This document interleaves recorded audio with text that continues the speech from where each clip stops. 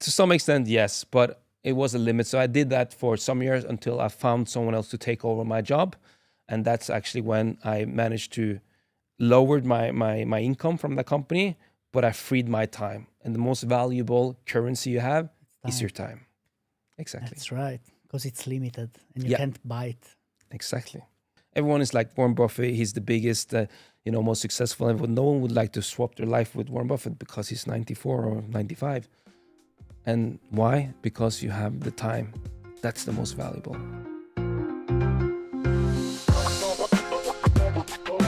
Today, I'm looking forward to learn everything about business with a guy who knows his business. DayOff was born from the simple idea of a bar conversation during a day off, with the goal to understand great people, the choices they've made, and their mindset. And with this approach, we are able to split the person from the personality. If you do enjoy the work we're doing here, hit the subscribe button and become part of the DayOff podcast community.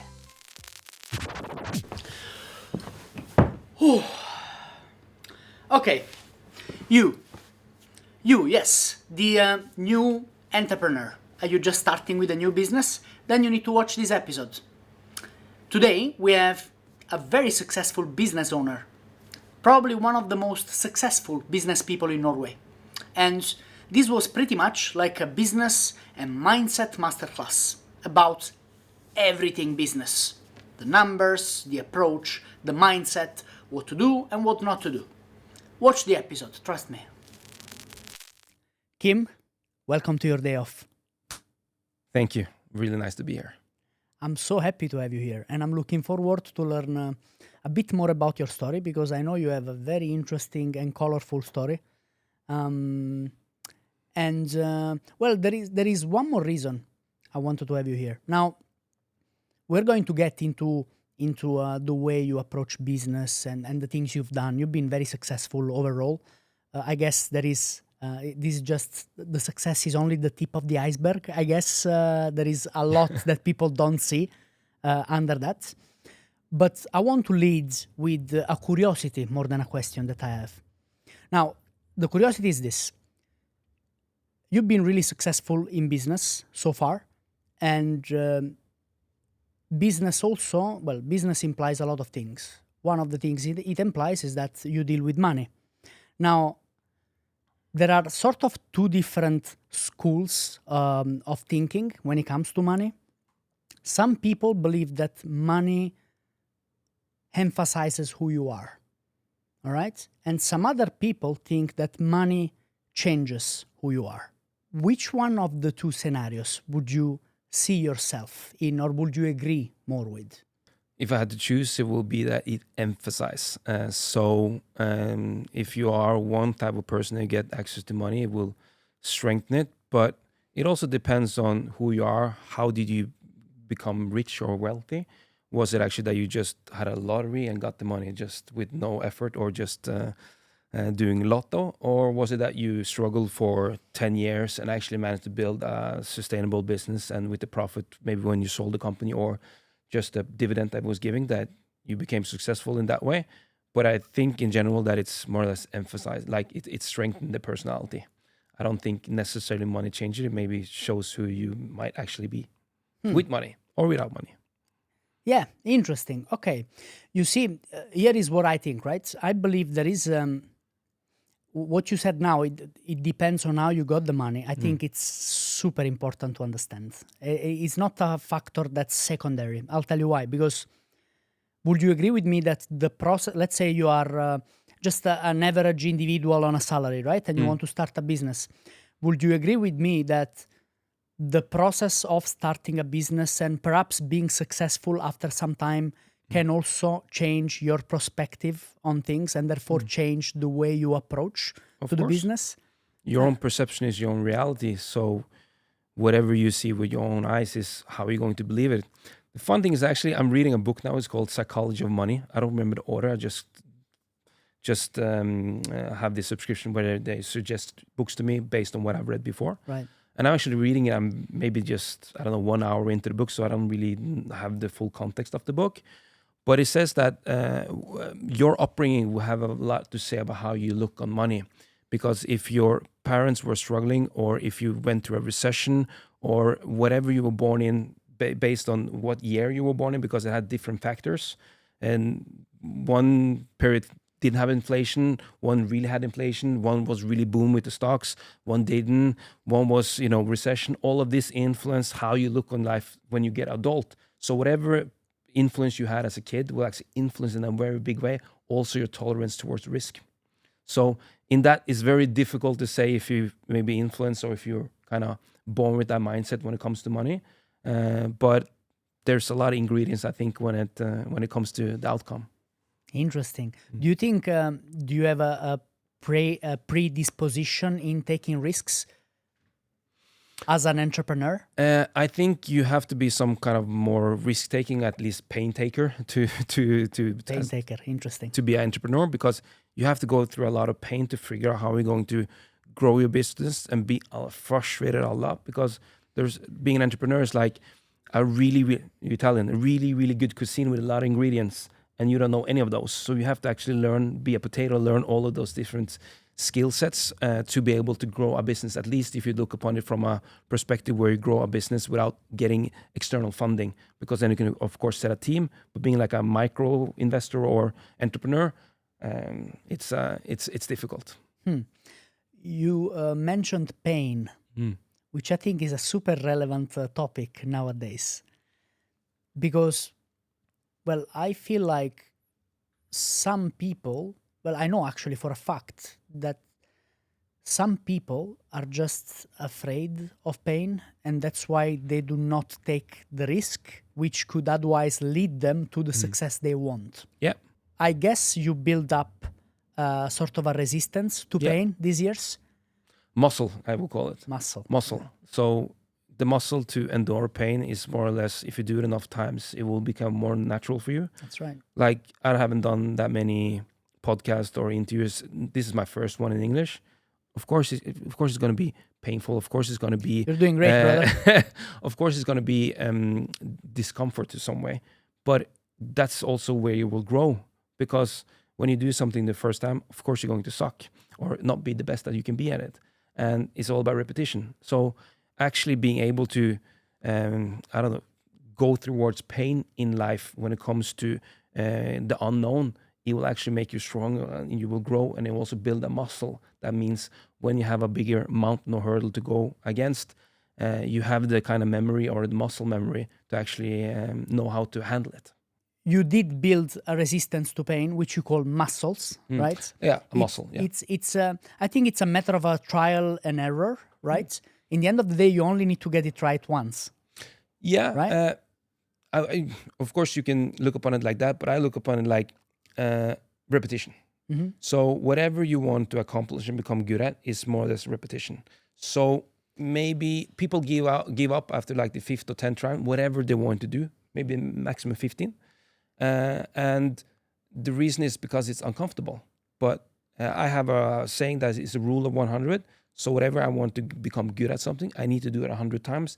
And then I can look back and more or less evaluate if I should proceed following up whatever it is. Then you evaluate, yes, exactly. Because then you actually have enough experience, exactly, to know and to understand and actually to see the problem. Same with business. So if you have a business, you may have to iterate a couple of times before you kind of figure out what is the pain, how are you going to solve it, what are you delivering, what are your uniqueness, all of this. And it's a painful process, getting no. And in the end, you hit. And that's actually a little bit of how I think. But that's fair, don't you think? Because if it would be... Look, exactly. You know already what I'm about to say. It's like if you could be born with a six-pack without going to the gym, then all of a sudden the value of a six-pack will drop. Yeah. Right? Yeah. You know, gold has such a high value relatively because there is scarcity of it. Right? Do you agree with this? I agree with you. I agree with you. Yeah. Now, I would like to understand. So, did you always have this sort of mindset as you have today? Or is it something that you shaped and you trained yourself in during time? I think it has to do to some extent with my upbringing. I grew up with a single mom and a sister on the east side. didn't have much money at all. And with that, it kind of gave me the perspective about the possibilities that you could have in life if you really put in the effort. And my grandfather was my dad role, to call it like that. He was a farmer. Father figure. Father figure, yeah. On the west side of Norway, he was a farmer and he built the whole farm with his own hands. And he struggled to do it, but the whole story about how he did it, how he managed to build something for his family, and doing that just with raw strength and never giving up, it kind of gave me the possibility, like the image about, okay, I can also do that and manage that. And with that, I think one of the first time I played Monopoly was with my grandfather, the board game. And I become obsessed with that game. And I played it like every day, more or less. And with that, I kind of lived a little bit like with the whole kind of board game about building something and all of that. And that's a little bit when I kind of got the bug, and when it comes to the possibility of building something for myself. Kim, that's beautiful. I'll tell you so. We have a very similar story, by the way. But so I sort of understand where you come from. Yeah. There are some people who maybe are were born and raised in your same or similar situation, but they don't have your success, or they're not as happy as you are at the moment. You told me just before we started this, I'm happy, man. I have this and this, and I'm happy. Got my family. And do you think? I mean, the point I'm trying to get across is this: it's so easy to sort of, when something bad happens to us, it's so easy to find excuses. It's so easy to say, hey, I was unlucky, basically victimize yourself. Yeah. Right? Do you think in today's society we're seeing a bit more of that? And that's why we might be building a weaker new generation, perhaps? Because that's what I think. I also agree with you.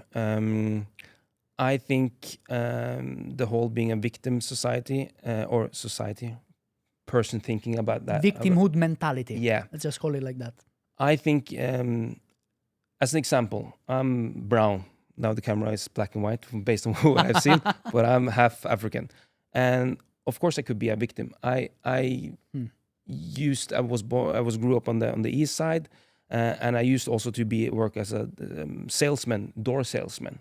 And I was knocking doors all over Oslo, but also outside in the suburbs, and even outside of the suburbs again. And of course, I influenced racism. Of course, that is something that, it's not normal, I'm going to say, but it is there. But it's not fair, but, it is what it is. And if you feel sorry for yourself, who is it going to help? What actually is going to help you actually accomplish whatever your dream is? Nothing. So if you experience something bad in your life, if you look differently or whatever, even though it's a minus, but there's nothing you can do with it. So why not try and use that either as a strength or just do the input that is needed to come across that hurdle. As an example, for me, work as a door salesman, there was one place called, I even remember the postal code because I used to memorize them, because that was how I could try that I was local and understood the local area. So it's 2150. Now I forgot about it. Not Sørumsand, but BB-senteret. Ornes. Okay. It's in Ornes. Ornes is where for our viewers? It's 1 hour from here. Okay, 1 hour from Oslo. Yeah. So I did knocking on doors and all of that. And there was one, I went to a shopping mall trying to pitch a child home security system. And that was the most racist place I've ever been. So for me, okay, I could either, be the people looked at me like I was an alien, or I could try and use it. So then I became much more Norwegian, much more snooper friendly, much more gay, more myself, played in the same kind of environment on their length when it comes to the energy. And even today, I've never earned as much money as I did going there, because they were so surprised that there was a brown person who was that nice. And I managed to flip it. So for them, they were so superly surprised that actually it convinced them even more. So I didn't really have to sell. I just have to, portray a way where they had to kind of see past my color. But even though they could see it, they were so mesmerized by how I was.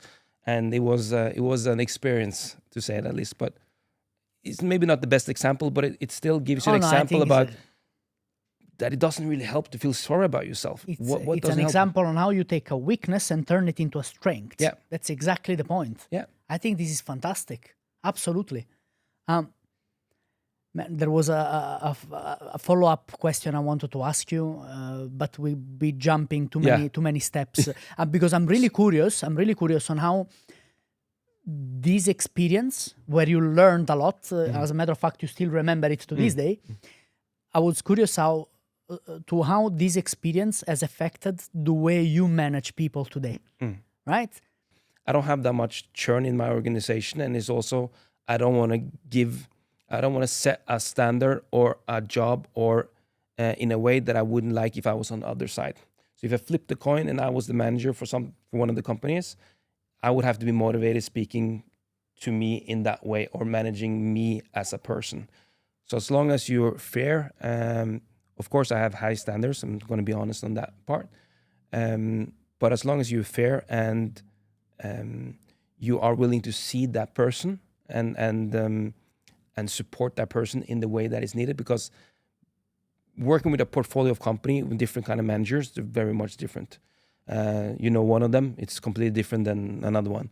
So it is about being a wingman for that person. Whatever that person needs, you try to help them instead of managing them, so that you become like a wingman, so that you make that person stronger instead of managing that person to what to do, because you want managers that know how to solve problems themselves.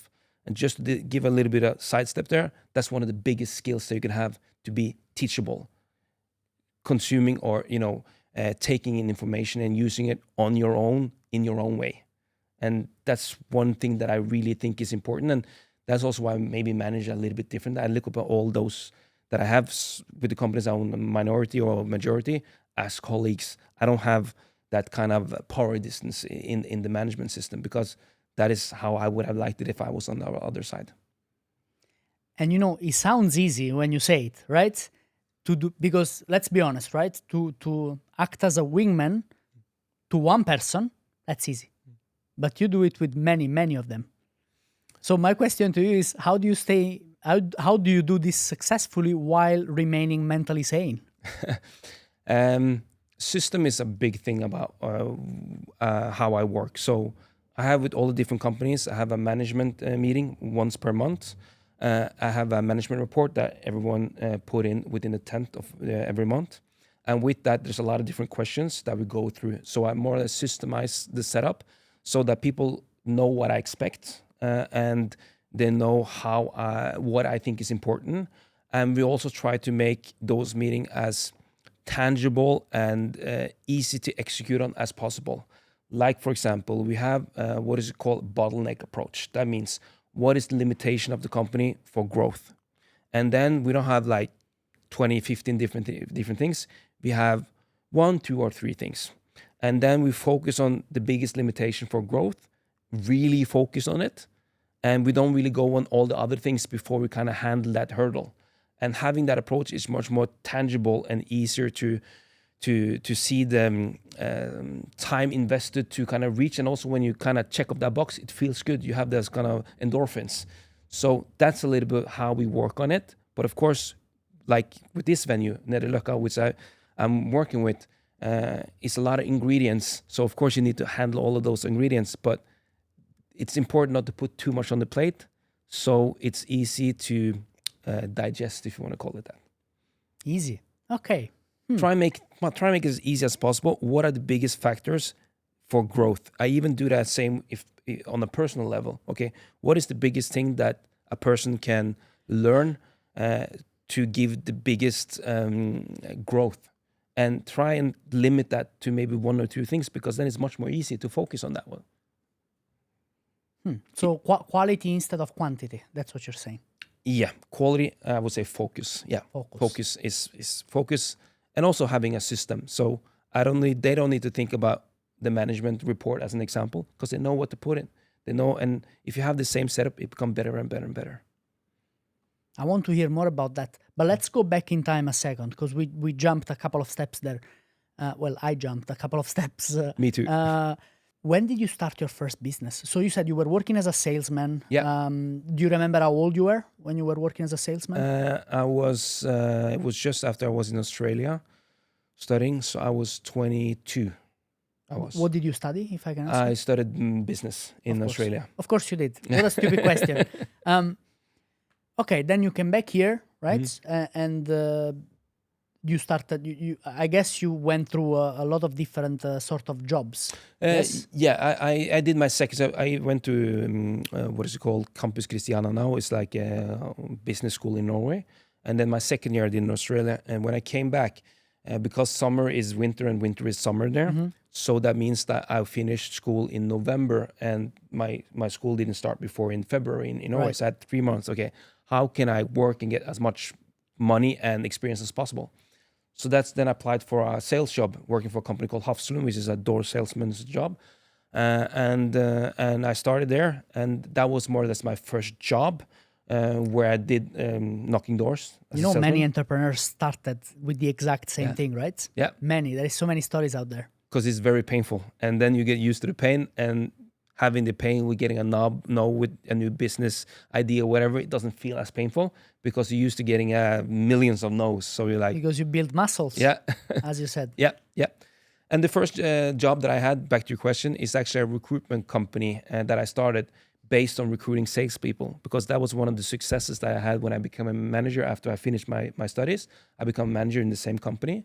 And I started recruiting Swedish people to Norway because they were more robust, saw a big possibility. Norwegian currency was 20% stronger than Swedish, not like it is now. So there was a lot of way to get Swedes to Norway.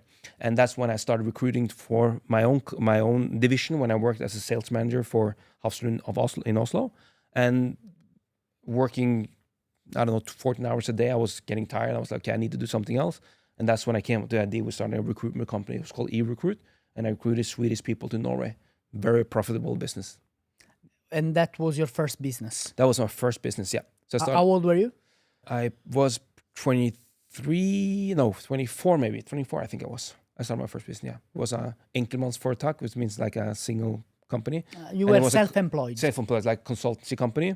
And I started 𝒟𝒡 as a way to kind of have a professional front, working with NAV in Sweden and different kind of, what is it called, job boards and all of that. So I traveled to Sweden, did a lot of agreements, and then started recruiting. Just digital, never met them. Just digital, automated email sequences. This is 20 years ago, so it was pretty advanced. But all of that recruited 300 So that's how people. you found people, like with what, automatic emails? Yeah, semi-automatically. Semi-automatic. But the first one was automatically, and then the follow-up was adjusted, but I had templates and all of that. So systems. I'm glad you clarified that, because while you were talking, I was asking myself, how the hell did this guy... Because usually you start a business because you know a guy who knows a guy who knows a guy, and and today maybe with social media you can reach out to anyone. But back in the days it was a little different, wasn't it? Yeah. So it was a job board that you had actually like Manpower in Sweden, Arbeidsformidlingen. You had different kind of job sites, and you got access to them for free if you were a recruitment agency. Some of them, and some of them you paid for. And then it was just mass blasting emails. And then having a sequence that sent it out every like 10 seconds with delay, so you don't get blocked your email server, and with that having a setup and then having a much lower fee towards the company I recruited to where I once worked, and then just doing everything digital, because then you could do it in the evening, in the night, in the weekends, whatever, because you work whenever you want it, just like an Uber driver today. Yeah, exactly like Uber, a bit more scalable, I think. To some extent, yes, but it was a limit. So I did that for some years until I found someone else to take over my job. And that's actually when I managed to lower my income from the company, but I freed my time. And the most valuable currency you have is your time. Exactly. That's right, because it's limited and you can't buy it.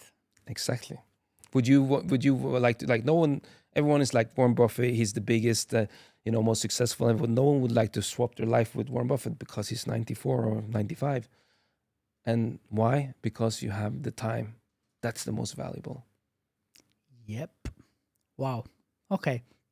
I think there are so many aspects about the first business you started, which are like the DNA of any business, really. And now, please confirm more than I what I'm about to say. I don't have the same expertise as you, so I'm just going to do a bit of a guessing game here. The currency was stronger in Norway at that time. Swedish labor was a bit more built for... I'm trying to be politically correct here. So Swedish labor is very difficult for me. So Swedish labor was a bit more resistant and built for a certain kind of jobs, let's say. Sweden was more or less a little bit poorer than Norway. So in that sense, you kind of had the leverage with recruiting people, both financially way, but also when it comes to mentality, because for them it was an adventure, but also that for them, if they earned, say, 30,000 NOK in a month, that was a lot of money. For Norwegians staying in Oslo at 30,000 NOK, it's 3,000 euros approximately. Yeah. Back then it was, was it still the same, more or less? No, the euro is much more valuable now. Right. I would say back then it was maybe nine, but still in Sweden is Swedish Swedish crowns, right. Norwegian crowns. But it was 20% more valuable Norwegian crowns compared to the Swedish one. Right. Okay. But if we had to translate it to euros, 30,000 NOK back in the days will be what? 9, I would say. So that would be so around 27. Yeah. Okay. All right. So 2,700 euros. Okay, we got it. So essentially, there was, and you noticed that companies here in Oslo were lacking people as well, I guess. Salespeople, that was good. Good salespeople. Okay, right. And you went ahead to find people with a bit more of a spine, maybe in Sweden, who will be able to move here. More hungry. So more hungry. Yeah, that's a good way to put it. So basically, demand and offer, right? And you go in and you fill that gap. Yeah. Easily. Yeah. And you implemented some sort of, well, I don't want to say technology, but you said semi-automated email system. Yeah. How was that exactly? I found a system that sent out emails. So I scraped all the emails. I found a system to send them out with a delay of each email, so you didn't get blocked, like spam blocked your own account. And with that, I automated and just sent out. So I found what year they were born in to match the criteria. And then I more or less picked out manually picked out all the emails of all the different database. But you can do that in the evening or in the weekend, whatever.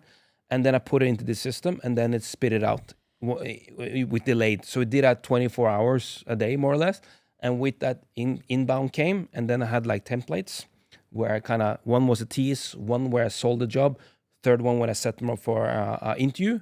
And then I set up like more or less like Google Drive is today, online system with the client that I had, the sales company, or 𝒟𝒊𝓎𝗢 as it was named then. And I just put in the information then, and then they called it for interview. So I had a much lower price. I had 1/3 of the price of a competitor, but also Did they you had do it to on purpose? Cheaper price? Yeah, because I didn't want to get limited with doing interviews, because calling on phone, everything would be a lot to handle. And also this was just a business start for me before, and I was also starting another job as well.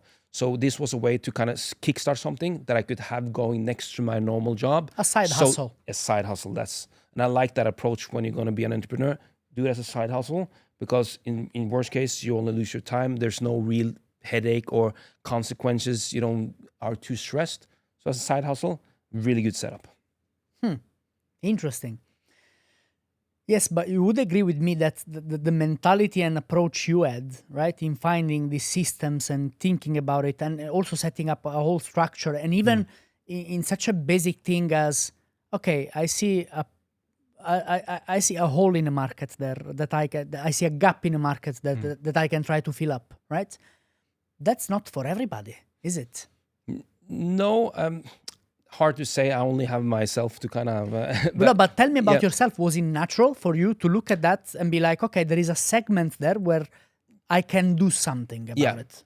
I had the domain expertise, which is really important when you're going to start something, because I used to be the sales manager and recruiting people from Sweden. So I knew the whole setup. So instead of just giving it to the next person who's going to take over my role, I said, step back, I'll increase it with 3 times as much. And I made a contract with them. And then I recruited, and then I did some other companies who are similar.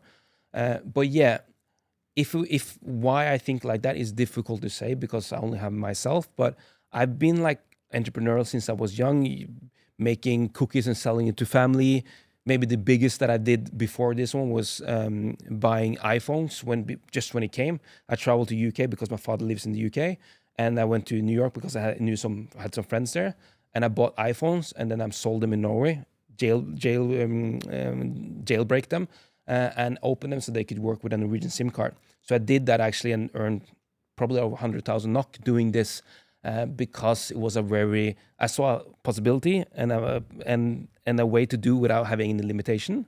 And then I just met with the person who did it. It was Dr. iPhone or something in 𝒟𝒶𝓎𝗙𝗙 Gata. And I did the deal there so that if something breaks, the person who made it possible to use in Norway was in charge. So it was no hassle for me. Right. But I think it's more or less back to Monopoly. Just to be, I think kind of it's just playing Monopoly with people.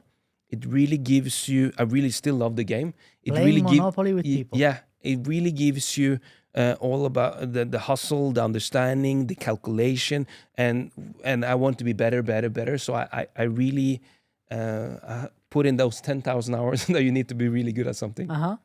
Well, no, I guess what I'm gonna try and rephrase the question now. Even today, right? Does it come natural to you to spot an opportunity, or do you force yourself to find it? That's what I try to understand. With me, it comes to me very easily, and it's okay. Maybe I have HDD. I don't know. I don't think so. But it comes to me, and my problem is more to limit all the ideas that you have to how you can improve things. Because if I let all my ideas to improving different businesses or start with different businesses, I will not have focus. And it's also been one of my weaknesses, you can say it like that, because I can see possibility of how to optimize things and I can analyze it. And I'm a kind of a nerdy person, or I'm a nerd, but I work in hospitality, so people might not necessarily see it directly. But I can see how to optimize or do things or relaunching. I've done different kind of business, and that is also a strength, but it's also a distraction. And for me, it's more or less to how can I limit the distraction that I have so that the more successful you are, the more opportunities you have, the better opportunities you have. And with that, the harder it is to say no. So having that kind of focus on me, it's something that I really focus on the end of last year and this year, is focus.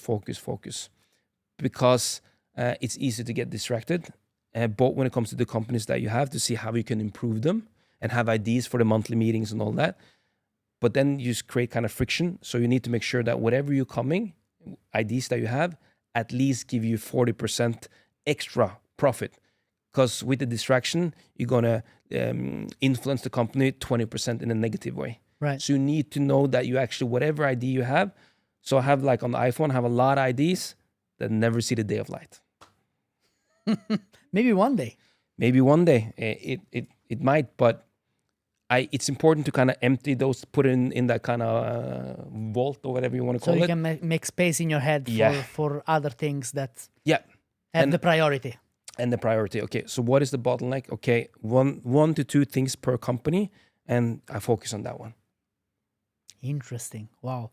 Kim, what is so from your time as and then we're gonna go back to the business part in a second, but just to move on from the past, right? So from your time as a salesman, a door-to-door salesman, apart from building a resistance to hear no, what is the greatest lesson you have learned from that time, apart from hearing no? Is there something else that is still with you today? Yeah, a lot, I would say business, but also in life, is a numbers game. And I knew that if I knocked on 10 doors, or not necessarily 10 doors, but if 10 people answered the door, I knew that I will get into 4 of them and I will sell on 2 of them. And I knew that base. So when I was a call day after school, because I studied at the time, so I did it after school, I knew that, okay, if I knock on 30 doors or get 30 answers, I know I'm going to do the sales. And based on that, I could calculate it, and it becomes much more tangible because it's the input. So what it actually gave me is the input-output. That means if I put in those numbers of reps, because you can't really control the outcome, but actually to some extent you can, because it's the input that you put in. So it's based on the input you put in, exactly. of course. But if you knocked on, say you talk with 100 people, you do know that you're going to get at least one sale, because some of those 100 that you talk with have thought about having a home security system, an alarm from, now it's Sector or Securitas or whatever. Some of them have thought about You have a no, bigger percentage of success. Yes. That's what it is. yes. So that kind of way of thinking really influenced how I think about business now already then. And sales is the most important thing. Like if there's one job that you could have as being a young, it's actually a sales job, because it gives you robustness, and actually it gives you learn you how to communicate, and communicate in maybe to some extent in a discomfortable way. So basically, the worst thing I could do as a salesperson, as a door-to-door salesman, is to say, okay, I'll wake up tomorrow whenever I feel like, and then I will knock at as many doors as I feel like. And if after 2-3 hours I get tired, then I go home and I stop, and it doesn't matter. Whereas the best thing you can do is to say, okay, tomorrow I'm waking up 7 o'clock, I'm going to work out for an hour, then I'll shower, have a breakfast, and by 9 o'clock, from 9 o'clock until 6 o'clock, my goal is to knock at 100 doors. And based on my previous experience, I know that if I knock at 100 doors, 80% of those are going to open and answer, and 40% is going to let me in, and out of that 40%, I can maybe close 5 sales. Is that how you think, more or less? I would say I just didn't necessarily use the time, because, but I did have the same kind of approach. I was okay. So it was after school, so say from 4 until 10, because you have to do it when people are home. That's more or less how I did it. But I did, okay, I'm going to do maybe 100 doors. Right. And based on that, I knew the statistics about, okay, how many will open, how many. Or I just said, okay, I'm going to come into 20 people or 15 people, then I know more or less how many sales I'm going to get. But of course, I didn't know the statistics about my success rate before I've done a lot of doors. Right. But it's much more tangible. Yeah. So for me, it was like, okay, I'm not going to be out until 10 and like, oh, fucking freezing in the winter. Pardon the language. Pardon the language. But I know that, okay, so what I have to do, and it's like a marathon. Of course, not a marathon, I mean like sprint. It's much more tangible if you know exactly what is your numbers. Right. So you base it on how many numbers. You can even do it now with sales or cold reach, because in sales you have 4 ways of getting leads. One thing is cold outreach. That means just called or email called. Then you have create content, how you to attract people who contact you. Then you have affiliate, which is team up with someone who has the clients that you want to reach. And then you have ads, media. Mm-hmm. So everything on that, do 100 of whatever you want to do. Then you figure out what is working, what is not. Don't stop before you're done 100. And then you can figure out what's the best way for you to sell whatever product or service you have. 100, Yeah. The 100. Rule of 100. I don't know you personally that much, but I get a feeling that money is not a primary objective to you. Is not money is not a driving force for you.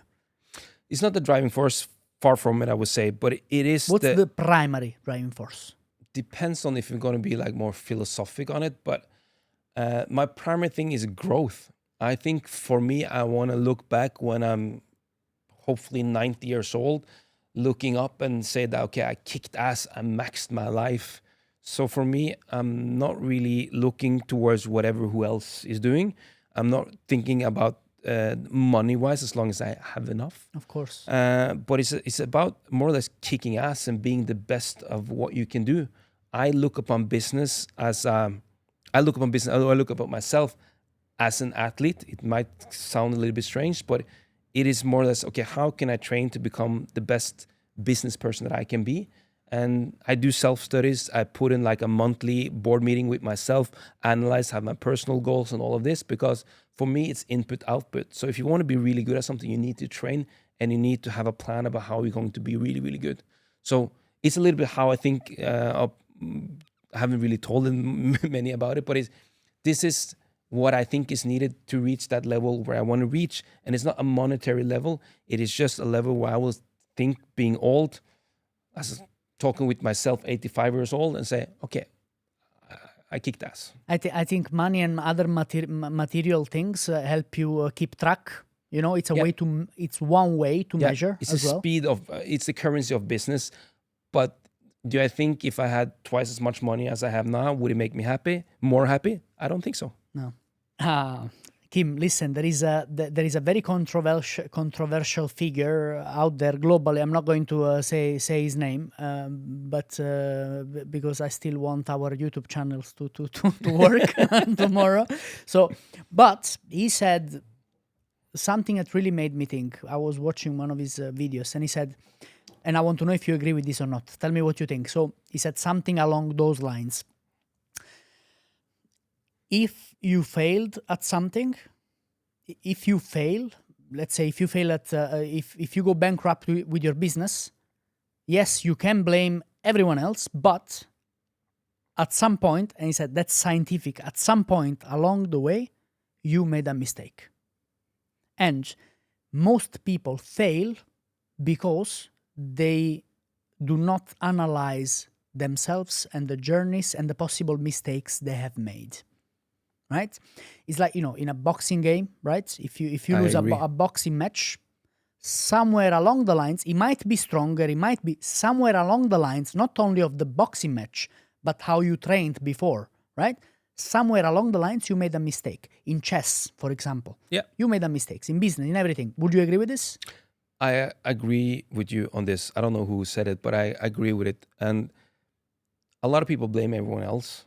And this is actually something that I do. If something doesn't work, it is my own fault. Yeah. If I let in that person and I was disappointed, or if something is not working, or one of the business is not working, I blame myself, because then for some reason I should have done something differently, or I should have followed up, because blaming others doesn't really help. So I'm very much aligned with that way, because then you know you can influence it, and you are to some extent in control. Yeah, because the moment you blame someone else, then you're basically admitting that you don't have power over your own mind and your own actions. Yeah, right. To some extent, yeah. So, and if you don't even have power over your own mind and your own actions, then you don't have power at all. You don't have control at all. Because look, now you're an entrepreneur or business owner, but you know, for example, even when I had a job, right? You know, and I was a full-time employee, my employer could come any day and say, hey, you know, or something like that, and say, hey, sorry, we're bankrupt, we're closing down, or we're letting you go. It happened to me in the past. Yeah. So, you know, or you could walk on a street and a car can just hit you and you go to the hospital and arrivederci, see you later, you know? You don't have control over much, but you do have control over your mind and your own actions and how you respond to things. Yeah. And we should never lose that. No. And also, this is why I really believe in entrepreneurship, because then you are in control.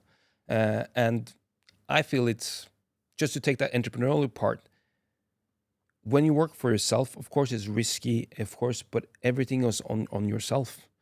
If you are unemployed in a company, you are on the...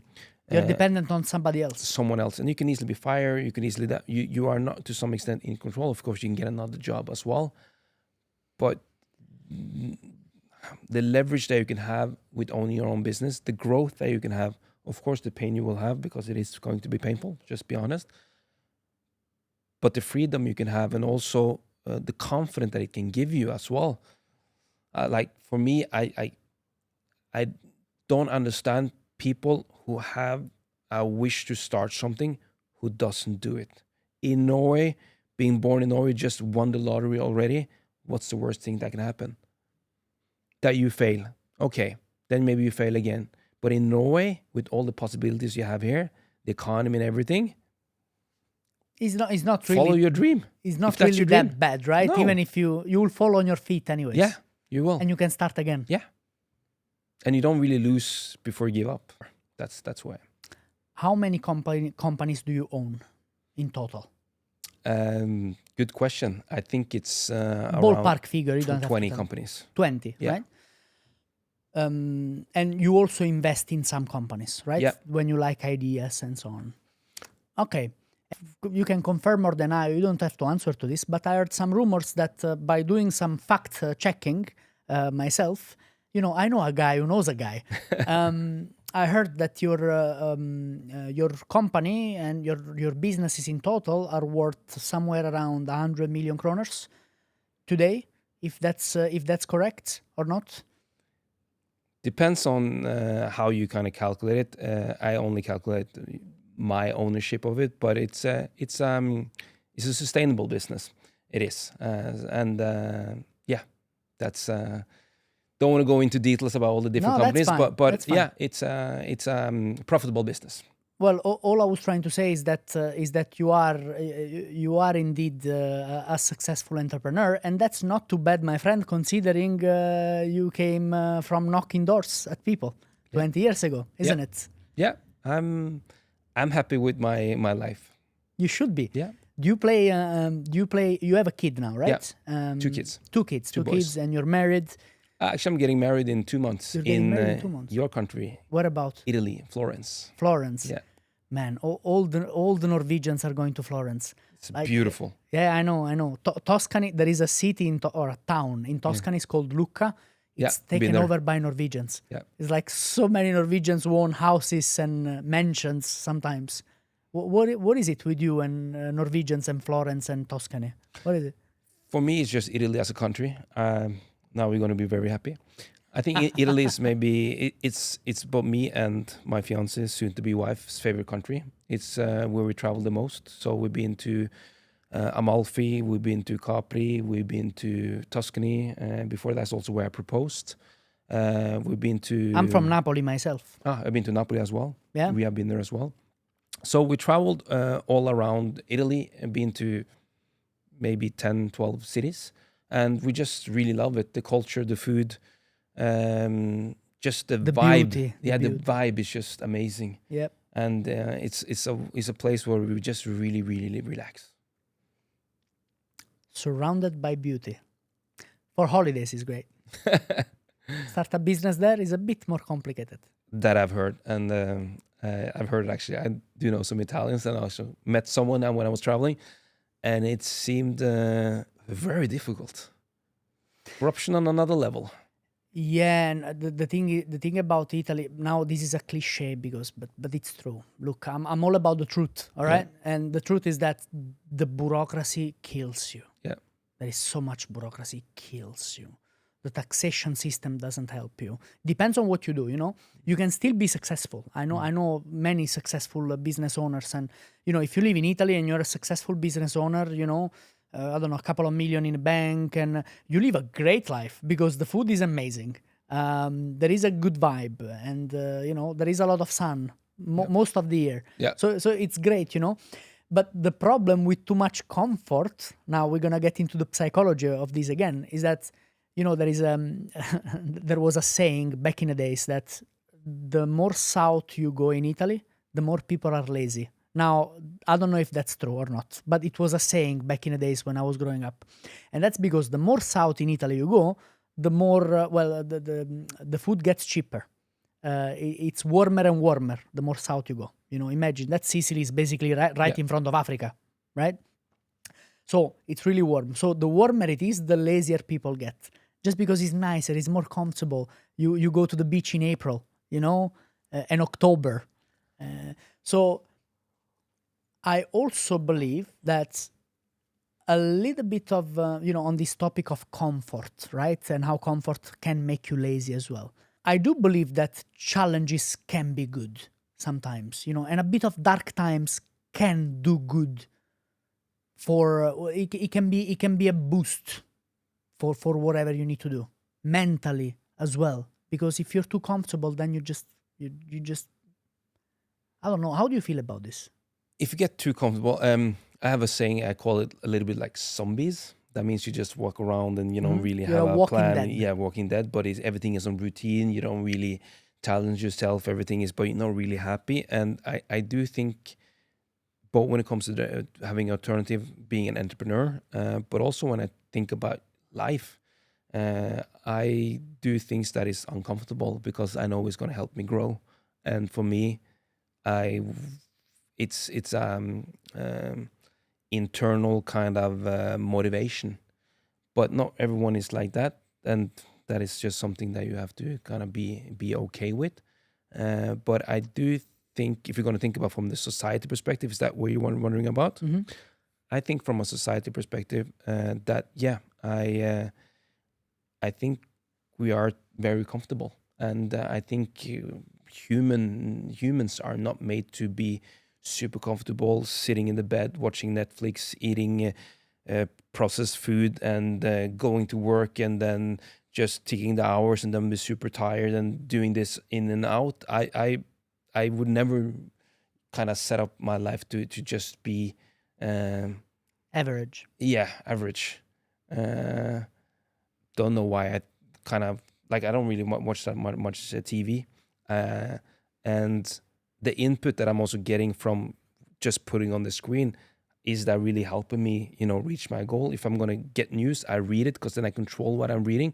But just sucking in all the information now on clickbait TV, it's not really helping you or making you happy. It's just making you sad about everything that's happening in the world. Doesn't mean that you shouldn't see it, But a lot of people take their phone in the morning and look on it and get really sad before they even start the day. Why? That's right. Why not? Okay, if you're going to look at the news, do it at the end of the day. So at least, kind of... At least you've done already what you had to do. Yeah. So planning ahead, like the day before each day, I plan what I'm going to do next day. What am I going to do next year that will say tomorrow is a good day? Okay, maybe I have just 1 or 2 things I really want to do. And if I do, I'm happy. You spoke about planning and structure. I remember listening to a podcast, actually, where there was a former CIA agent who is retired now, and he was talking about planning and structure and motivation, right? Basically, you can't just wake up and hope you will feel happy, right? You have to plan that as well, and you need to take the necessary steps to make sure that, and he was saying something like, sometimes I just put a $50 bill in my jacket and I forget about it, and then a couple of weeks later I see that, and then I feel instantly happy. Yeah. Right? Or if you're going for a trip in the morning, don't wait until the last minute to prepare your luggage. Yeah. Prepare it the night before, so in the morning you wake up, the luggage is already ready, so you don't have to stress out. You're happy, take the luggage and go. Yeah. All these small steps, right? Yeah, I agree on that one. And it's like, for me, in the morning, I train with my kids. Wake up at 6:45, at 6 I train with my kids, Monday to Saturday. So, do I always want to train? No. Is it always a really good training? No. But do I always do it? Yes. It is also a muscle, because now it's like, don't do it in the morning feels strange for me now. But the part about doing this is that I never regret afterwards. So it's a way to get a little bit my body moving, wake up a little bit, spend some time with my kids. My wife gets ready in the bathroom, so she's happy as well. It's a win-win. I'm happy because I've done a little bit training, played a little bit with the kids. The kids are spending time with their father. Exactly. So when the day starts, I'm already happy. Interesting. Do you play Monopoly with them? No, they're just 2 and 5 yet. But okay. I have the board game. It's getting ready. You're planning to play with them, right? I'm definitely planning to play with them. Yeah, it's such an important part of your life, for sure. Yeah. Listen, Kim, there was a period where I was not so happy because I had great business ideas and I was reaching out to people to basically, because I didn't have the money myself. And I was reaching out to investors and potential investors. Many times I failed, because I didn't have what they were looking for. I didn't plan my pitch right. Now, I happen to have somebody who invests in business in front of me. So I would like to ask you, what is it that you look for in a company exactly? If somebody comes to you with a great idea, right? First of all, what's the best way I can prepare myself to present you the company? Yeah. For second thing about how you can prepare yourself, now you have, whatever you're doing, you have AI, and I would lean into ChatGPT. So you can easily prompt ChatGPT and say, okay, you are an investor, critical investors with this experience, whatever you want to pitch.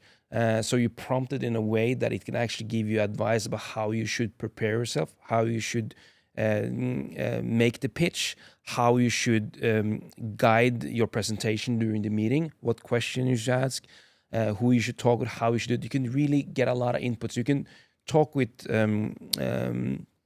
ChatGPT as an example, or other different AI models, and it will actually give you proper good input so you can practice yourself. And you can even prompt it and saying, I'm going to pitch this to this, how should I prepare myself? And if you were me, how would you have done this and this and that? So I think that is something that is now that you can actually use to the big extent to prepare yourself. Learning is the very important skill to have. So I would have done that one.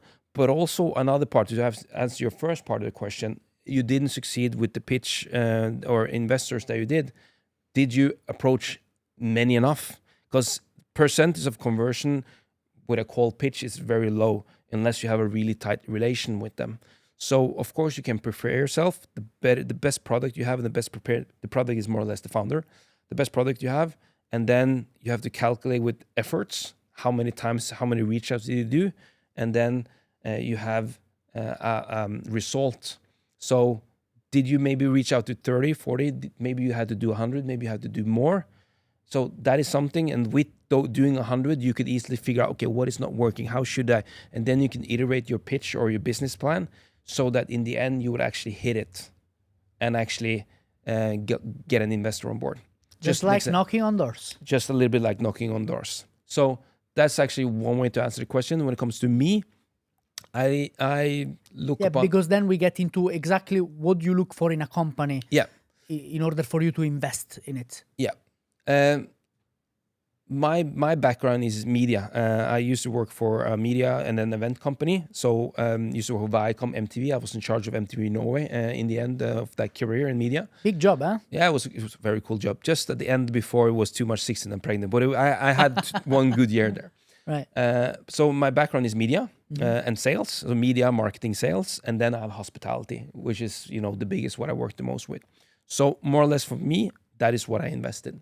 I also invest in partly in a tech. I have a tech company with some other people who are in tech, where we do investment. But my main skill is, I could say, getting attention, sales, and hospitality. So for me, if you had something that was, let's invest in a special thing that makes the tram not make any sound like we hear now, then I'm the wrong guy. So I would only invest in something that I do know about. Especially now after I learned with some mistakes. And with that, it has to be a convincing pitch, and it has to speak to, and they would have to understand what pain they are trying to solve. And then the solution for that pain needs to be really understandable for me, and I will believe it. And then maybe most important of all has to be with the founder. How much do I believe in the founder? How much convincing does it have to actually understand the problem and understand the solution and be able to deliver on the execution of that problem. So that's a little bit how I see it. A lot of different ingredients in it, but for me, it has to be that. And of course, in these investors, how fast will you get your money back? What are the risks involved? It's like a calculation with different variables. But for me, now with being a fresh investor for the last 3-4 years, I only invest in those areas that I actually understand. I don't want to know the name of the company or the person, but was there a business pitch you received or you listened to that was really, really bad? Of course, many. But also there, it's a numbers game. So if I'm looking to invest right now, I'm just building based on some of the companies. I was like platform companies, where I'm building other company products under them, like by Oslo is one of them, Cold Press, the juice company, is another one, and the last one is TechX, is a investment company investing in tech with 5 other people. So now I'm not really looking for direct investments under my investment company, but if I did it, it's a number game there as well. It's very hard to find really good cases. Then I need to be out there. I need to talk with people. I need to do more of my kind of LinkedIn publications that I'm doing now. I need kind of to have more inbound leads, if that's my way to get those investment cases. So that's more or less how I see it. It's a numbers game. It's a numbers game. is there one thing I, as someone who is looking to find investment, that I should really avoid doing during a pitch? I think maybe before the pitch, have investor criterias. Okay, is it going to be active investors? I only need it to money. Do you want guidance and mentorship? How involved do you want it to be? There's a lot, and also values. Values is super important. It's a match. Like having investors, a little bit like dating. You need to know that this is going to work out in the long run, and that's actually where a lot of people kind of miss out. So if you have a really good idea, you have more than just one investors. Okay, so what are you actually looking to get? I strongly believe if you can bootstrap it, do it on your own, because then you own the own path, and you don't have to bureaucracy, reporting to a chairman or board meetings. All of this you can actually do it on your own. And if you're going to have an investor, try and get an investment that can actually add some value into the company outside of just the money. Can be the network, but someone who has another domain area that you don't really know can open doors, so that it will give you propel effect when it comes to growing your business. You told me what you're looking for in a founder, right? Out of curiosity, do you invest in stocks as well and things like this? Yeah. Okay, all right. So my main investment that I do is in stocks. So it's more or less index. That's mainly what I do. And I read a book by Tony Robinson. It's not a Tony Robinson typical book. It's a book about investment. And he interviewed some of the biggest hedge funds. You mean Tony Robbins, the coach, right? The coach, the big guy with the... Yeah. Uh-huh. So he wrote a book. I don't remember. I read it many years ago. But I read this book because I was really into, okay, how should I investment? I don't know anything. Okay, I need to, get some input here. And his book, I read it because I got it recommended, and also that it was, he interviewed a lot of Warren Buffett. He had access to all these big hedge fund people, all the really rich people. So with that, he actually had access to ask them all the questions that you and me and everyone is wondering about, even Warren Buffett. And he gave some really good example about active management when it comes to stocks, what is called hedge fund people, more or less. Right. So just to beat the index is very, very hard to do. So if you just invested in index fund with in Norwegian renters, what is it called in English? The part we get interest on interest. Right. So okay. with that, it's very hard to beat the index, and it's based on back to 1930, I think it was. So I remember reading that book. I don't remember everything. It's like 10 years ago, but then I invested a lot in index fund. It's been very, very profitable.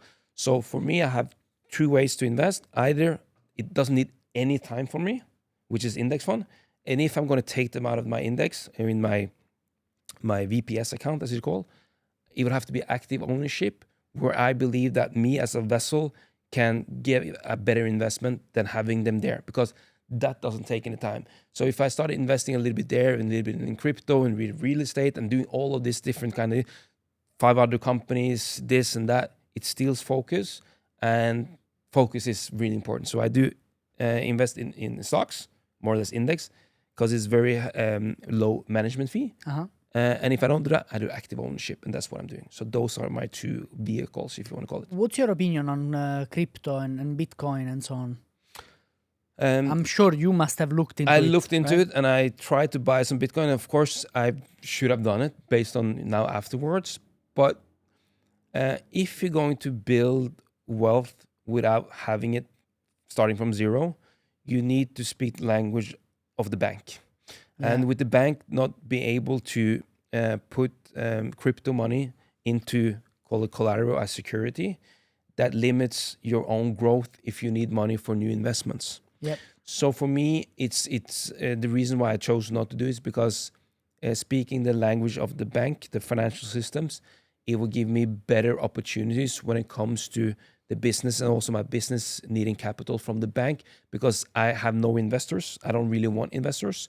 So with that, I only loan money from the bank, and having what is it called, assets that the bank accepts. Can use as a collateral. Yes. Because you cannot use cryptocurrency as collateral. Let's say you have 2 Bitcoins, Yeah. right, or 3, And Maybe you can do it now, but back in the days, 5 you years didn't. ago when I considered it, you didn't. So Right. so for me, that's also Yeah, but that's see. yeah. Because And it's gambling. Bitcoin is, for me, it's a little bit bad gambling. I do believe in the setup. I do believe it's going to be like, it's not that I don't believe in the setup with blockchain and crypto and Bitcoin. I do believe it's going to be normalized sooner or later, but it's still a little bit early and it's getting there now. But to bet on that with a growth that you don't really control, to say it like that, compared to being to the financial system that you do know, or actually that you have the history that kind of can help you decide how to navigate, I would rather go for a safer way. I think there is also one more reason that you will go for a safer way, and is that, tell me if I'm wrong here. I'm just guessing again. Is because I don't know. I feel like you want to be able to be. You want to have ownership over your own actions. With Bitcoin, you don't have much power over it. You throw money in there, and then whatever happens.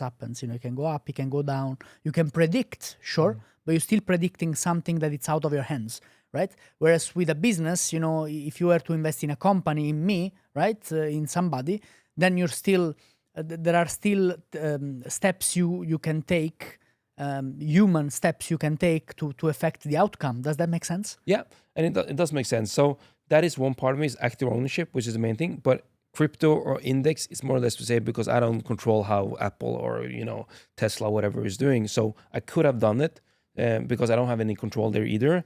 But I wouldn't be able to put it as collateral, or I wouldn't be able to, like money wise. It's just, of course, if you have a long kind of view about your investment, which I do have, like 5 to 10 years with my index, but still, it's just, then I would see crypto things, I would read, it would take my time, I would like to understand, I want to focus on all of these kind of different things.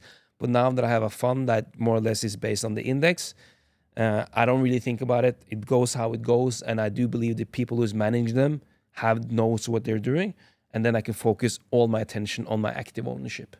And also, if I need money, in what way, I can have my money in the index, and I can borrow money on my index to use for my investment, but I still have the 100% money there exposure when it comes to the index, which have been really, really good if you look on the last 10 years. I'm not sure if you want to cover this. I will just ask it, then you decide. How do you know in what stock to invest? Do you have a strategy there as well? I'm sure you do. I look, I follow, actually, there's a magazine called Dine Penger, which is a magazine. It's this bald guy who's been very much on TV. He's very little risk. He goes for the safe bet, but he thinks very in a long way about the investment and all the different stocks that he choose. But it's like a fund. So the fund that I invest in, maybe I shouldn't say it, but they have a diversified portfolio where they invest. So now it's 70% in the US, and the rest is in Europe and in Asia. And they balance it, they optimize it, but they take a very small fee, because what other people think doesn't really matter is the management fee. If you just like this take 0.2 or 0.50%, but some take 1%, 2% or 3% or 2%, that fee becomes a lot of money over a longer period of time. And that fee eats up whatever margin that they do over the index. Right. So just actually doing that one, and it's for me hassle-free. I don't really think about it, and it's a good way for me to focus on business or family. There was an actor in the US, a very wealthy one, a comedian or an actor, or I don't know who he was. Actor. Can't remember his name. And he said, I'm not leaving anything to my kids. I made the money, not them. They're going to have to, if they're going to be good, they're going to make their own wealth and fortune and success. And if they're not good, then they will just be wasting my money. Yeah. What's your approach there? To be honest, actually the part about being a father and having kids and knowing how you can make them happy, robust, kind, having the urge to kind of grow and, how can I say, maximize themselves, but most of all, being happy and being kind. It's my biggest kind of question or my biggest struggle, I would say. So if I go to bed, I think, okay, what is Nice to hear you're still a human, eh? Okay. I have struggles, but like in an unknown kind of territory where I don't really understand and know, and maybe I would have been better at it or knowing how to do it if I had a father, but I don't think it would have changed much because you have something called the Salmon paradox. That means it's very easy to give advice to others based compared to doing it for yourself, because you have your feelings, you have your emotion, you see things, you get blended and all that. And I think being a parent is what I love the most, but it's also very difficult because now I'm in a pretty easy area. They're 2.5 and 5. But the 5-year-old, we're getting there. He has his own opinions, difficult discussion, how, like all of this, it's I think it would be my biggest struggle in life in that sense, because I really, really want to give my kids the best tools to handle the world, but you also want to help them, but you also don't want to help them too much so that they don't become robust and can handle things on their own. Like for me, I was super hungry as a young because we didn't have much. I looked on other kids who had the bicycle that we couldn't afford, so they gave me the hunger from a young age. My kids, they will have what they need. So how should you limit it? How should you kind of set limitation or not? For me, I just had a lot of love growing up, and that made me who I am. And not having access to all of the other things. But with my kids, it's I don't know. So it's what I more or less try to do my best. I actually listened to a podcast called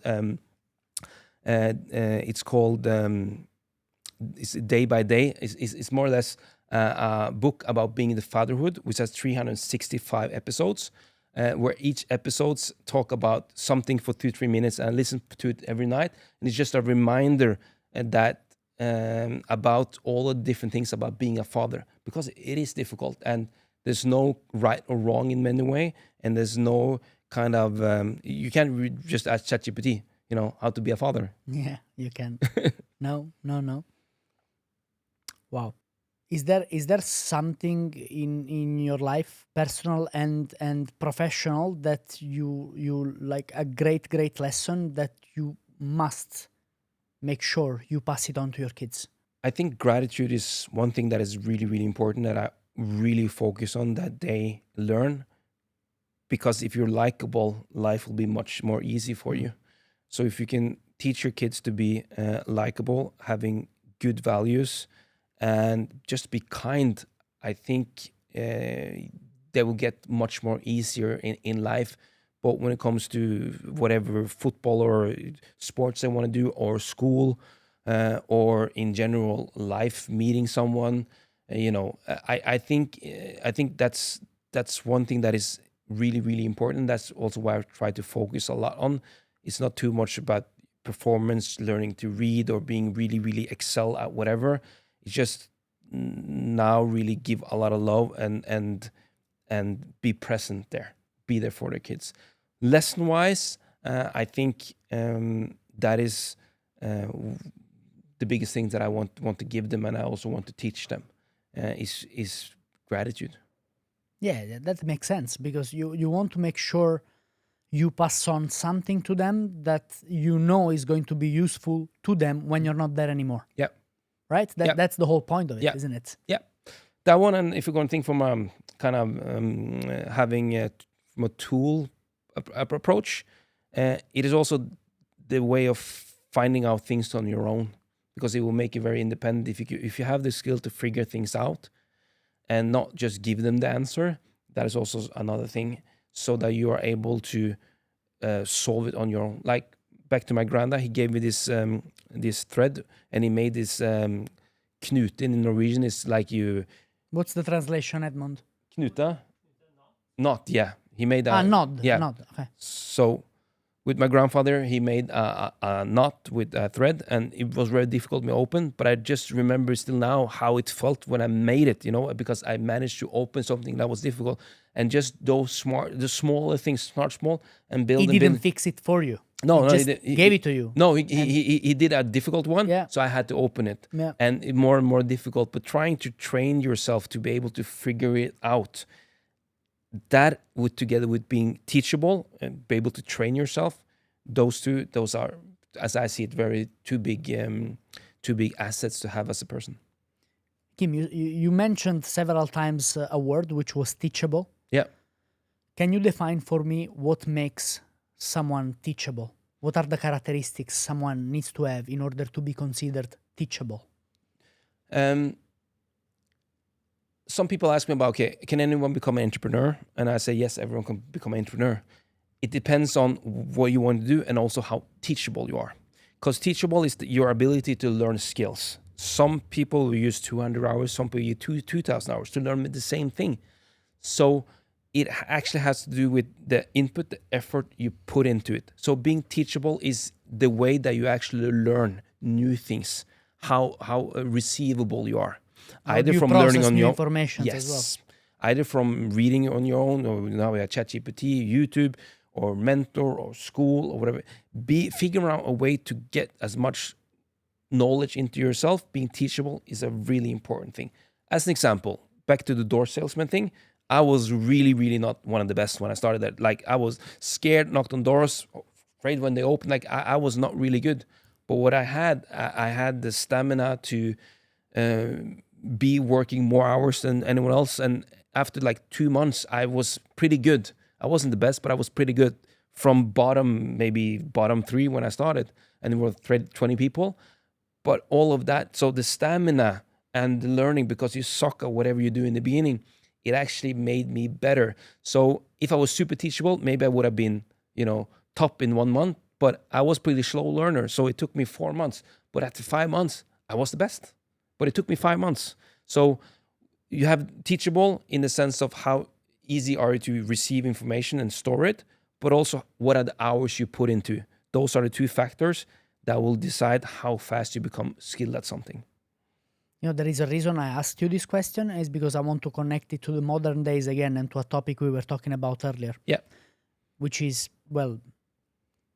probably being self-analytical and being humble is part of being teachable as well. Yeah. What do I mean by that? So if we build a society where the new generation is just used to hear every time, yes, yes, yes, of course, yes, yes, yes, yes, yes, yes, yes, you won, everybody's a winner, yay, happy days, then these people will not become teachable. These kids will not become teachable as adults, because part of becoming a teachable individual or being a teachable individual also implies that maybe you have to change your way sometimes. You are doing things wrong, perhaps. And that implies somebody telling you you're doing this the wrong way, or you're not doing this the right way. And if you're not ready to hear that, then you're not teachable. Exactly.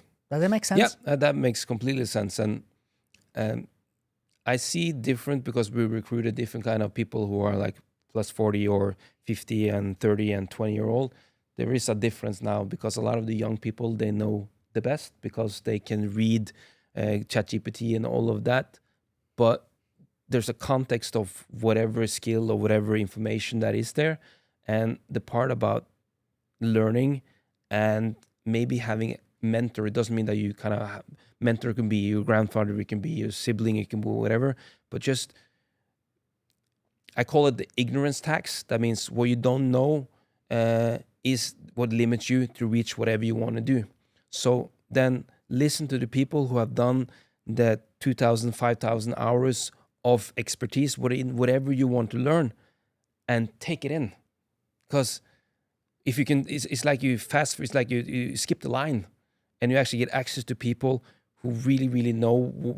Say that you want to be, if I want to be a bartender, as an example, instead of me trying to figure out, I would speak to you, because you have the thousands of hours with that. So I can use all of your hours and take them into me in a say, and you can help me teach me it in a much faster way than I would do on my own, because you know you've done this a million times. But without having the humbleness, say, okay, I don't know, can you help me, or pay you for access to actually help me? I don't understand why people don't do that. Funny enough, you should say that. In fact, I didn't want to mention this, but I do have a school where I do teach courses in wines and spirits, just so you know. So in case you want to become a spirit sommelier one day, you know where to come, Kim. I know that. Or wine. Or wine, Yeah. exactly, Yeah. exactly. Actually, fun enough, wine, hospitality. Did you have any experience in the hospitality business? Because now you own by Oslo, which is a hospitality company. You own several venues. Yeah. How many do you own? total? 9 now, 10 with the one opening in October, 10th of October. You're opening a new one in October. Yeah, mid-October. Of course you are. It's a wine Of bar. course you are. Wine bar. Yeah.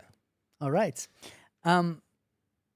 Do you have any experience in the hospitality business yourself? Have you ever been a waiter? Yeah, I worked as a waiter, Okay. so I have that experience. Right. So and also as a cleaner, I had that for 1 year when I was younger studying, in a hotel. So and also as a waiter. So I do have some experience, but not extensive experience. I have more in the media and the event side. So my background is I worked in a event company and I done a lot of events before I started the hospitality. This is actually how I met my business partner 𝒟𝒻𝗙.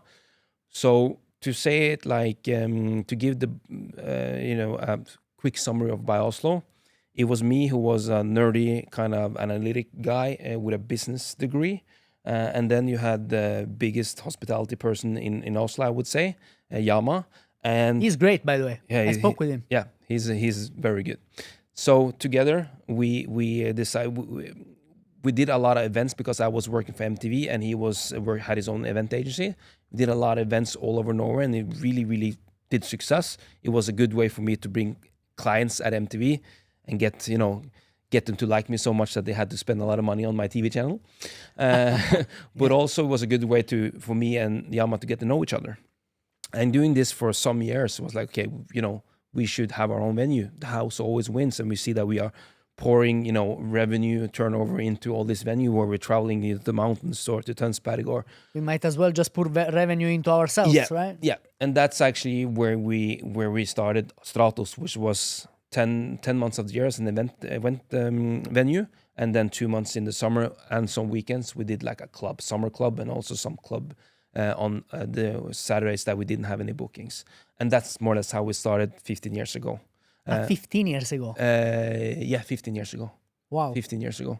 So we started with Stratos. It's 𝒟𝒏𝓎𝗙𝗙 is a well-known 2-story top floor there, and that's where everything started. And so then I quitted my job as a director of MTV Norway and started as a event planner slash booking at Stratos, learning everything from scratch. And there I went through everything: wedding planner, conferences, bookings, everything to learn everything. That worked out pretty well for you, considering the fact that, well, I don't know if you know this. Who am I kidding? Of course you know this. So not many, it's hard for a food and beverage venue, cocktail bar especially, to actually make profit, these days.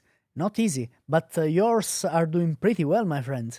So, we're sitting at 𝒟𝒻𝗙𝗙 now. Yeah.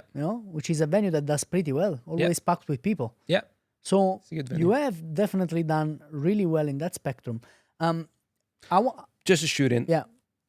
Of course, I'm happy with what has been accomplished with by Oslo, but there's one factor. By Oslo is me and 𝒟𝒻𝗙, who has complementary skills. Is very important when you're going to start a business. Very different kind of mindset setup. You guys have done really well. Yes. Really well. But even just as well as important is the manager as the venues. You have here, we have the two cocktail bars that I'm in charge of, because we have different responsibility in the portfolio. But 𝒟𝒻𝗙𝗙 and F6 have really good managers. Managers who are present, who do a really, really good job with actually being present at the venue. Don't have this kind of power distance that we discussed a little bit earlier. They are there, they greet the people coming in, they give really good hospitality service. And then you market one-to-one with the old setup. The old setup is still working. It's not all the social media, all of this. No, it's just being present and really nice focus on the people that come in the door. And with that, the people love the staff. And that's a little secret there. Talking about food and beverage again, there was a massive event which has had a massive impact on our industry just a few years ago, which was COVID. Many businesses closed. It was a bit of a catastrophe, really. Yeah. How did you manage during that time as a business owner? Or as a person? For me, it's the hardest time I've actually been through my whole life. Right. I remember we had a good, the year before was a good year. I thought, okay, finally we kind of made it, because it's a struggle. Doesn't matter when you're building something. It was hard. And I really remember when it happened, and I couldn't really understand to what extent it really was. But for me as a hospitality or bar restaurant owner, without knowing anything, and I'm a kind of person who really, thinks about all different scenarios, so I'm always ready. It took me so off guard, and for me it was heavy, both on a business level, also on a personal level, because I had my wife was pregnant. She was then 4 months pregnant when this happened. We just bought a new place. We hadn't sold the first one, and also all our venues was closed, and we had personal insurance also when it comes to the lease agreements that we also had, because we were redoing everything, and I didn't really see all of this happening. So I went down, I don't know, 8 kilos, and it was really, really heavy. Like my wife, or soon-to-be wife, walked me in 𝒟𝒶𝓎𝗙𝗙 to kind of give me some fresh air, because I was in a war mode. I was more obsessed, working harder than ever to figure out how we're going to get out of this. And when you have a kid on the way, you're desperate. So I had maybe 1 week of just being really sad. And I thought, fuck, yeah, this is not for me. And then I did everything I could to kind of rattle up the industry, to kind of have a voice. And with that approach, I talked with all the biggest kind of restaurants and bar owners. I teamed up with my partner, but also other people, to kind of rally up. I bought the domain called 𝒟𝒶𝓎𝗢𝗙, where we did a petition and sign a petition, where we mobilized, and it was kind of if no one's going to kind of speak up, okay, I have nothing to lose. So you get desperate. And with that, we had meetings with politicians. I was with Oslo kommune. I spoke with Næringsdepartementet. Oslo Council. Yeah, Oslo Council. I did everything I could. I was desperate. I even did an interview here with TV2. I did everything I could to actually help and be a voice for the hospitality industry. And before that, I was to some extent hiding behind 𝒟𝒻, because he was the front. But because of this, and because of our skill set, we both decided, okay, we need to kind of push and fight for the industry. And there was a lot of good people that really came on board and actually fought our way through the system. And hopefully, I do think so, made a difference. And actually, the petition that we did, I think we got like 15,000 sign-up within 2 days. Whoa. Just people actually, because hospitality is very close, it's very personal, and it's also very much what you really value, that people who couldn't go out and meet people, they really felt that. So with that kind of approach, I hope that we kind of made, and with NHH, which is like the NHO, it's like the Norwegian Hospitality Association. No, hospitality is an organization for all companies, but there's a part of it which is just for hospitality. But getting them on board and really helping out with PR, publicity, everything, it was for me, it was maybe the first time where I really felt like, shit, I'm hospitality. I really felt it, and I also felt by the response that I was also getting from the people in the hospitality industry that, okay, I'm not just a business guy. I'm actually a guy who really loves this industry, and for me and 𝒟𝒻 pushing this, I really felt that it was a deal maker, and also one of the reasons why I think that we didn't lose as many vital people during COVID. So when we were after, people was following us and seeing what we were doing, and when everything opened again, people knew that we were fighting for the industry, and I think also that gave us the best momentum, because we were so ready. So when we opened, we kind of trimmed the organization, because the people that didn't really believe in that there was light on the other side of the tunnel, they kind of left, and we came out super strong. And after that, it's been much better. But again, pain, worst pain ever. But what doesn't kill you actually makes you stronger. Input and output. Input, output. Calling journalists and just being desperate. Knocking doors again. Seems like knocking doors is the destiny of whoever wants to succeed in life, doesn't it? I think it's. I think sales is the way. I'm not going to say to prosperity, but I think having sales, that means that not only can you actually sell what you're trying to sell, it is just that you are in the arena where you get real feedback. And with real feedback, you understand real pain. With understanding real pain, you know what to deliver and how you can solve it. And that's actually how you can deliver something that, competitor doesn't deliver, or something that doesn't exist. Wow. I can actually end with the cold press story, which is, this is actually a pain. You know, the juice company Cold Press? Yes. It's lime, lemon, started with lime and lemon because we lost money when we had, or we pressed lime and lemon manually, which is not really, is not what you really want to do. No. And it has low shelf life. So what we kind of did is actually figure out a way to deliver it on bottles with a quality that's better than fresh. Because fresh juice can be really good, but it depends on the quality of the fruit. So we have a quality that is good. And with that, we solved a problem because no bar owner or bar manager or bartender actually want to do it. But going empty in prime time is deadly. So it was a way to solve a pain that we had among the bars that we had. And then we deliver a solution. And now it's 800 clients in Norway who use it. Do you think, because in terms of scalability there are a lot of opportunities, of course. How big do you think it can get? With Cold Press, the goal is to get it to 100 million. That's the goal? Yeah.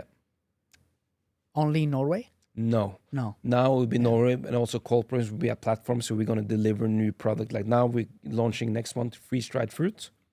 So we're going to launch new products, but when we have the sales organization and all the clients and the setup, door salesman, almost says like that, you can increase the value of wherever you're giving based on more product into whatever vehicle that is delivering the product. So if you have more products that solves more pain, then you have a much more sustainable business that also is scalable, both when it comes to domestic market here, but also in new markets, in new countries. Have you ever seen, now this is obviously not your case because you did work even for a shorter period of time, as a waiter in hospitality, but did you ever see a cocktail bar opened by somebody who has never worked in a cocktail bar and succeed? I mean, the question is, can you be successful in opening a food and beverage venue even though you never worked in food and beverage?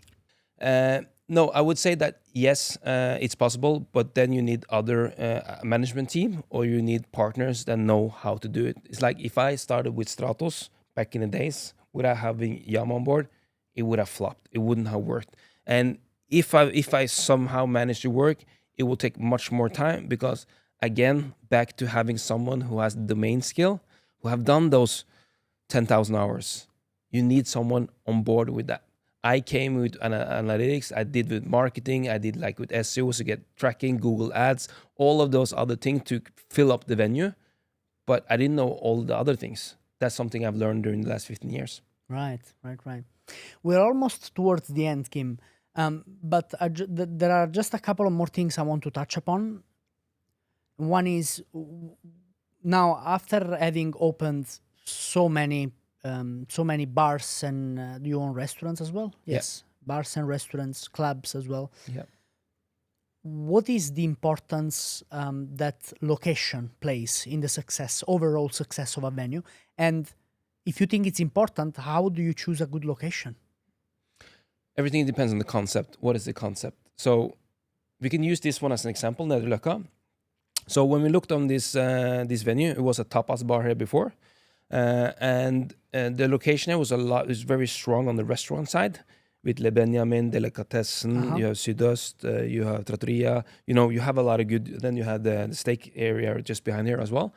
And even up, there was a lot of good restaurants, but there wasn't that many bars, and if there were bars, they were very small.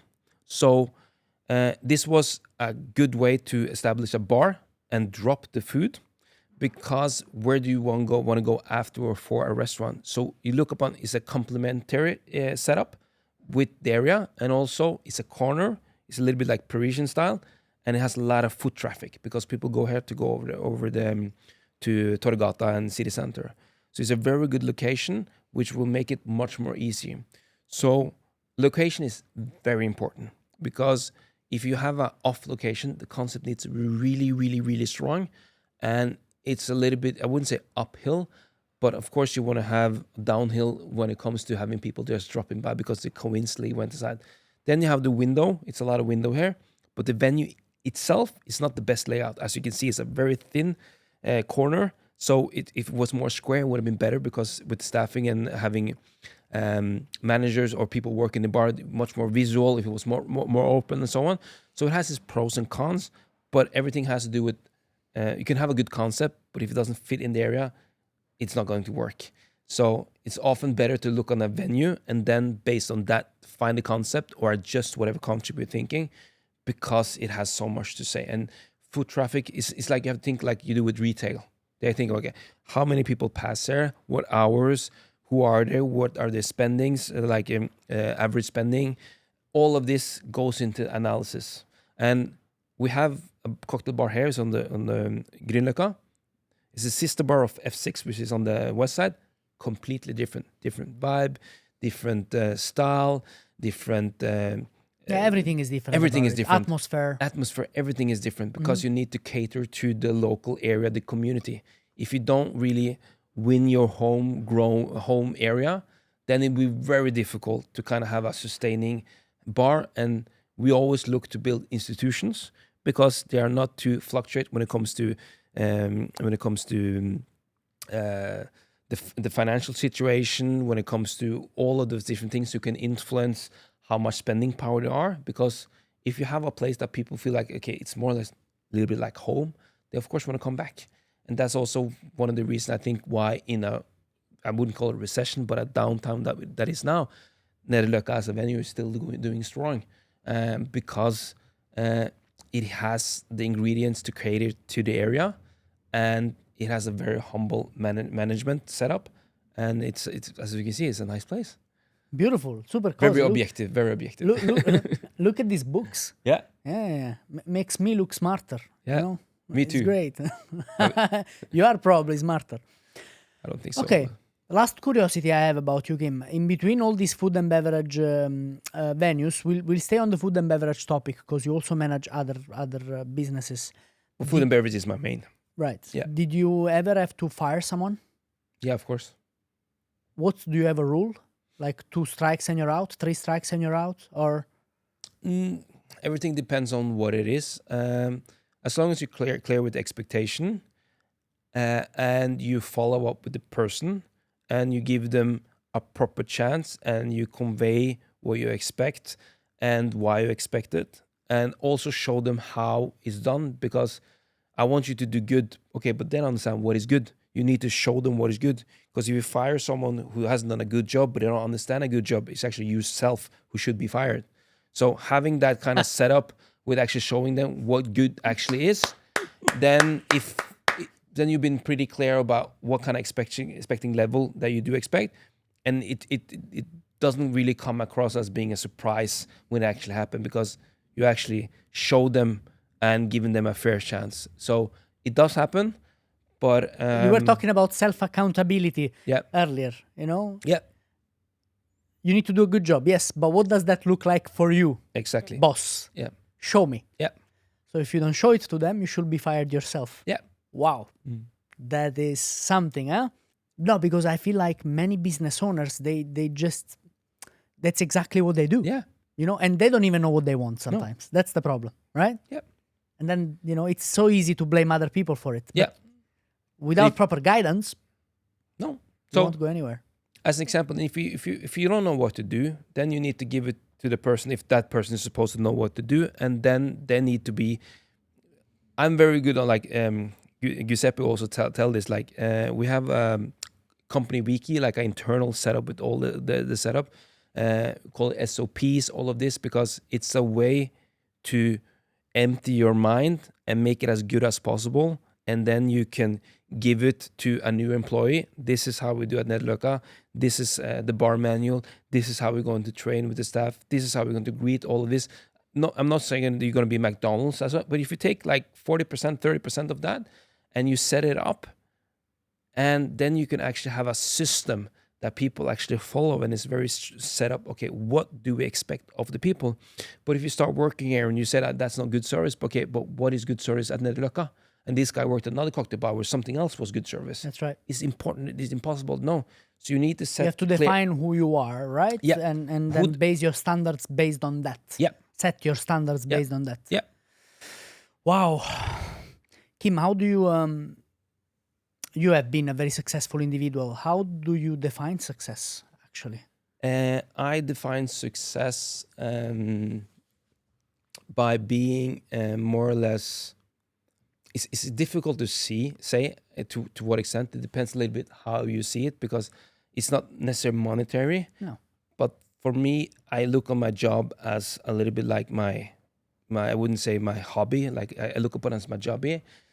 It's a combination of hobby and jobby. It's a fun word, jobby. And for me, as long as I'm happy, that's more or less success for me. And I think also later I've kind of understood also by being contained. How can I say it? Being happy with what you also have, because there's so many people. Gratitude. But also I think a lot of people who has, maybe they want 10 million, they want 30 million, and then all this. So it's just, where does it end? When does it end? They want more. So for me, I have a set level, like what I want to kind of be happy. And as long as I have there or reach that or whatever you want to say it, then I'm good. So that's more or less success in my way, because a person who earns 600,000, are with the kids super happy, they do the travel, they do all of that, is that person more successful and less successful than a person who has 200 million but is just in the hamster wheel, just want more, family relation, never enjoys anything, maybe enjoys it but just spends it and just always stressed about getting more and more. I think for me, happiness, like the biggest goal that I had was to have a family. It's always been my biggest goal. I have that now, 2 healthy kids already there. I'm just super happy. That's how I think, because number 1 is health. Second one is family, because if there's no health both in me and my family, it doesn't really matter if you have X amount or whatever you want to have. So that's how I kind of value things. Of course, I have friends and all of that, but for me, being with my 2 boys, it's like I look upon them, I'm like I'm super happy.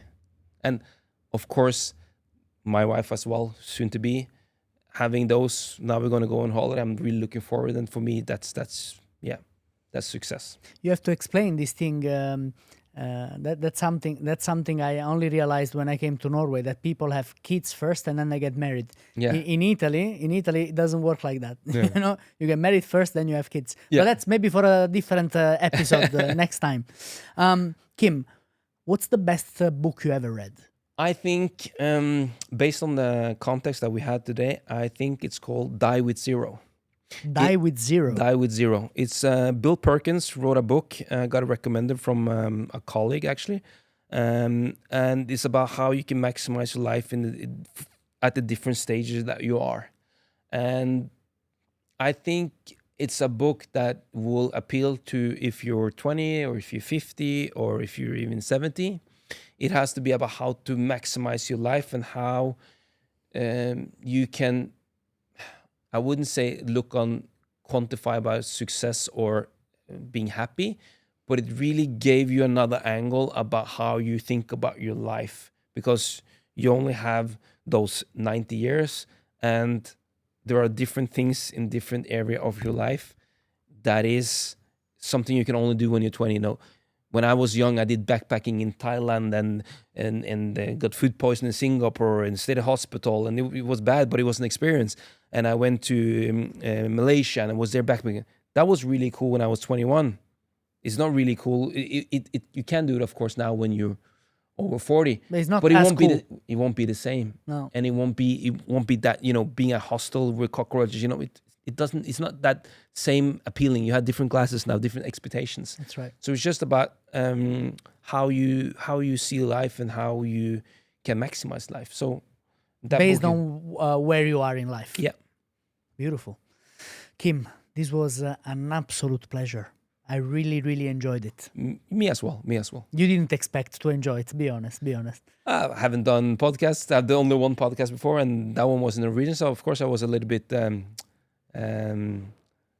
not worried, but a little bit anxious about how would it be. And but yeah, I think it's. I hope it came across as natural. For me, it was a masterclass, really. So I'm really happy. No. It's just A chat, a bar chat. A bar chat. During a day chat. off. Or during a day off. Kim, thank you so much. Thank This you. was a pleasure. Thank you. You as well. Yes.